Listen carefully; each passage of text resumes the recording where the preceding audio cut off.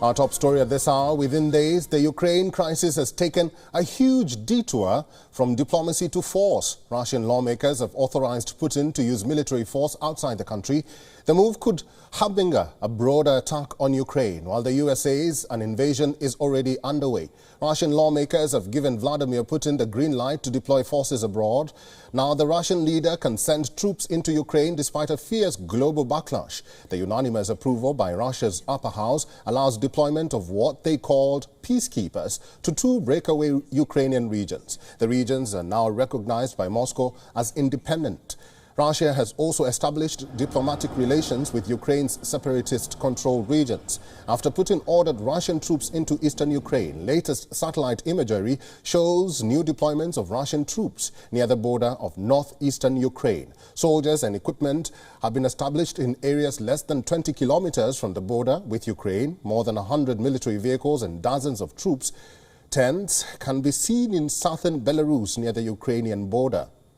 New military activity comes after Putin called for the demilitarization of Ukraine. Russia has in fact issued a series of provocative statements since recognizing the rebel regions. Putin has said that the crisis on the Ukrainian-Russian border could be resolved if Kyiv recognized Russia's sovereignty over Crimea.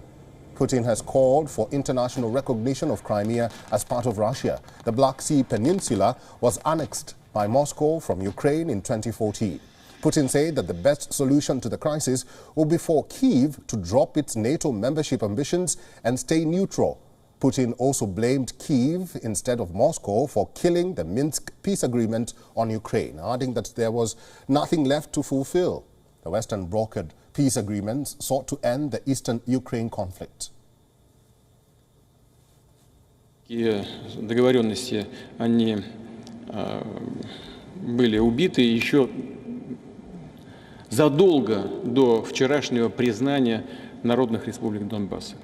И не нами, не представителями этих республик, а действующими киевскими властями. Решением этого вопроса было бы, чтобы наши коллеги в западных странах не теряли, что называется, лица, чтобы сегодняшние киевские власти сами отказались от вступления в НАТО, по сути,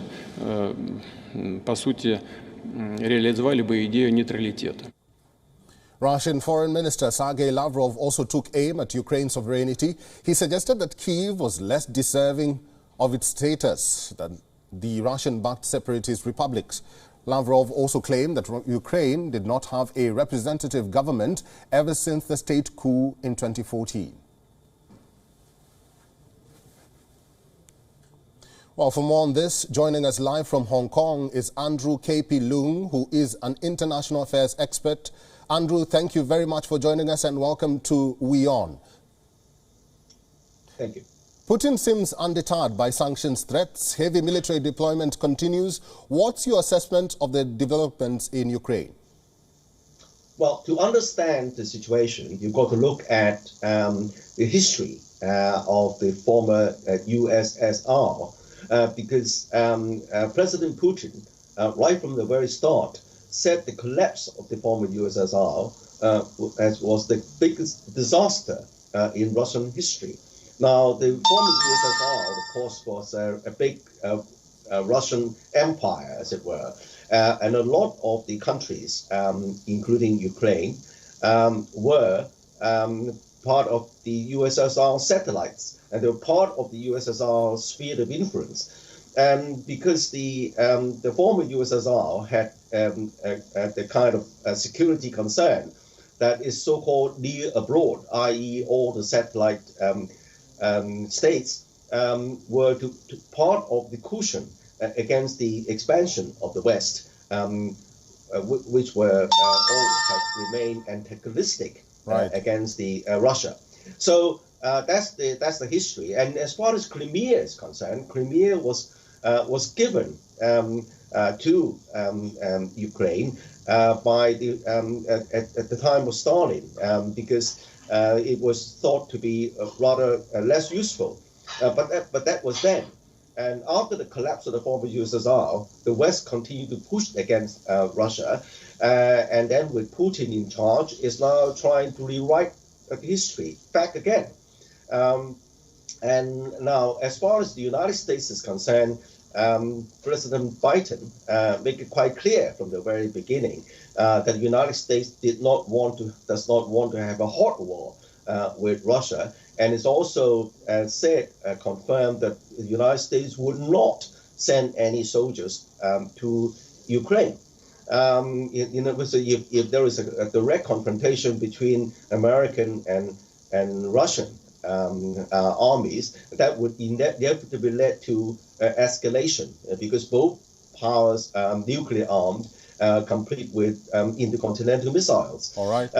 So that was the drawing the line, but that emboldened Putin because there is no doubt that the Russian forces were many times over larger than the defense in Ukraine, and in fact, the eastern part of Ukraine consists of these breakaway provinces. A lot of these inhabitants there were Russians at the beginning. They were Russian-speaking, and they were from part of the former USSR kind of citizens. All right, let's talk, Andrew, yeah. Let's talk more about that, what is happening in eastern Ukraine. What impact does the decree by Putin for independence of Luhansk and Donetsk have on Ukraine?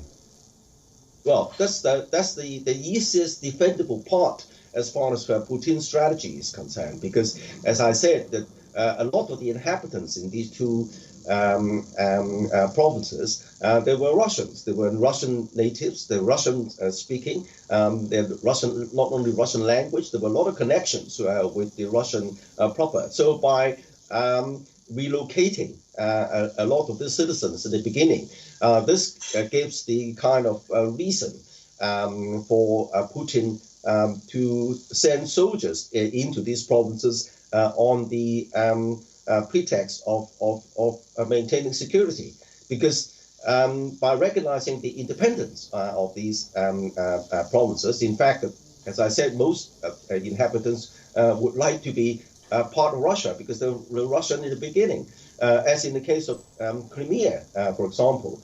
So that would be a kind of a defendable tactic as far as Russia is concerned. Right. Andrew Leung, thank you very much for your time and for talking to WION today. Thank you.